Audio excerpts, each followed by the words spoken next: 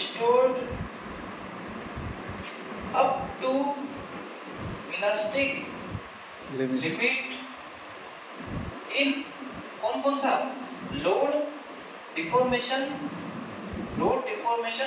Curve is known as resilience.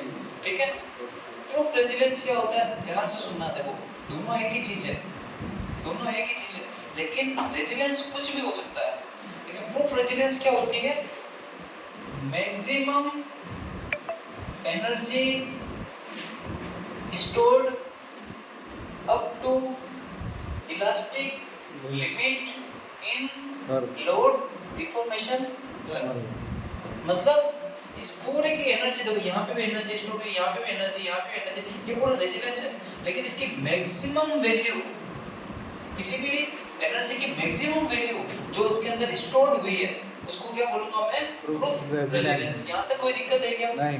अगर इसी को मैं, ध्यान से देखना, इसी को मैं डिफॉर्मेशन की जगह क्या कर दूं, स्ट्रेन, और इसकी लोड की जगह क्या कर दूं, स्ट्रेस। तो क्या डेफिनेशन बन जाएगी आपको पता है? इसको काट दूंगा, ठीक है। एक बार अब की बात तीसरा ये है,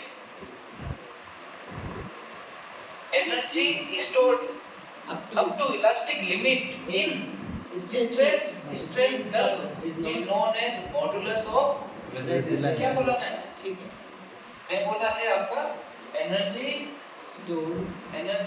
stored up to elastic limit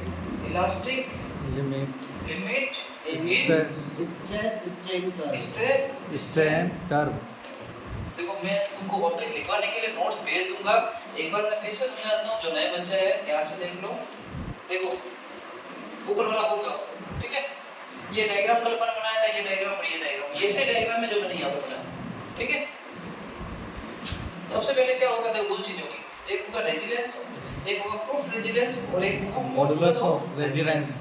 एक होगा resilience, proof resilience, modulus of resilience. Proof resilience को बोलते हैं, मेरे को दो चीज याद है, रेजिलियंस और मॉडुलस ऑफ रेजिलियंस। कल अपन ने बनाया था स्ट्रेस और स्ट्रेन के बीच में कर्व। आज मैं बना रहा हूं लोड, किसके बीच में ना, लोड और डिफॉर्मेशन के बीच में कर्व। डी पॉइंट तक कल अपन देखा था, कौन सी लिमिट थी, इलास्टिक लिमिट। वहां से मैंने एक लाइन खींची थी, और इसके अंदर जितनी एनर्जी स्टोर्ड हुई है, एनर्जी स्टोर्ड टिल या up to elastic limit in load deformation curve is known as resilience. और अगर इस लोड की जगह स्ट्रेस आ जाता है और डिफॉर्मेशन की जगह स्ट्रेन ले लेता है, तो ये जो एनर्जी स्टोर्ड हुई है अप टू इलास्टिक लिमिट, उसको मैं बोलूंगा मॉडुलस ऑफ रेजिलियंस। समझ में आया क्या? ये सेम टू सेम डायग्राम आप देखो, इधर क्या है स्ट्रेन, इधर क्या है स्ट्रेस। इसको मैं हटा देता हूं, ये हटा दिया। अब मैं इधर क्या लिख रहा हूं, लोड टी, लोड। ये क्या लिख रहा हूं मैं, डिफॉर्मेशन डेल्टा डी।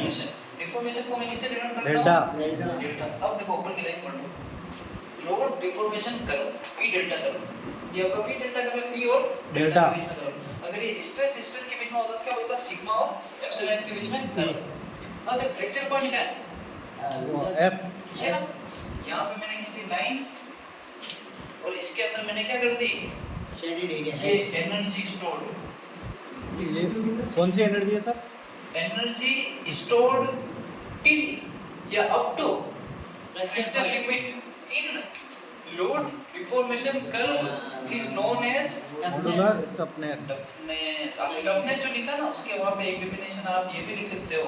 क्या लिख रहा हूं मैं, ध्यान से सुनना। एनर्जी स्टोर्ड, मैं लिख रहा हूं यहाँ पे एनर्जी स्टोर्ड अप टू कौन सा पॉइंट, ब्रेकिंग या फ्रैक्चर पॉइंट इन कौन सा load deformation curve is known as toughness. तो मॉडुलस ऑफ टफनेस क्या हो जाएगा, डिफॉर्मेशन की जगह क्या हो जाएगा, स्ट्रेन और स्ट्रेस, लोड की जगह लोडिंग जगह क्या हो जाएगा, स्ट्रेस सिग्मा। क्या लिखूंगा इसमें मैं, same to same, energy stored fracture point up to fracture point in stress strain curve is known as modulus of toughness. क्या है, मॉडुलस ऑफ टफनेस। देखो कुछ भी नहीं है, नॉर्मल जो है वो है लोड डिफॉर्मेशन के बीच में कर्व और आपका अगर स्ट्रेस और स्ट्रेन के बीच में कर्व है तो मॉडुलस जुड़ जाए। अब देखो ध्यान से सुनना, मैं आपको बोल रहा हूँ, यहाँ पे लिखा मॉडुलस ऑफ रेजिलेंस। इसका एक और डेफिनेशन, ये फॉर्मूला क्या बनता है? रेजिलेंस RESILENC, रेजिलेंस पर unit volume is known as modulus of resilience। और modulus of toughness, modulus of toughness आपका होता है, क्या होता है? toughness per unit volume is known as, ये आपका फॉर्मूला हो गया या डेफिनेशन हो गई। डेफिनेशन क्या हो गई? रेजिलेंस पर unit volume is known as modulus of resilience, या energy stored till elastic limit is known as modulus of resilience in stress strain curve। अब ध्यान से देखो, मैं आपको बताता हूँ, छोटा सा एग्जांपल, गाड़ी चला रहा है, जंप आया, क्या थी अपनी स्प्रिंग, हेलो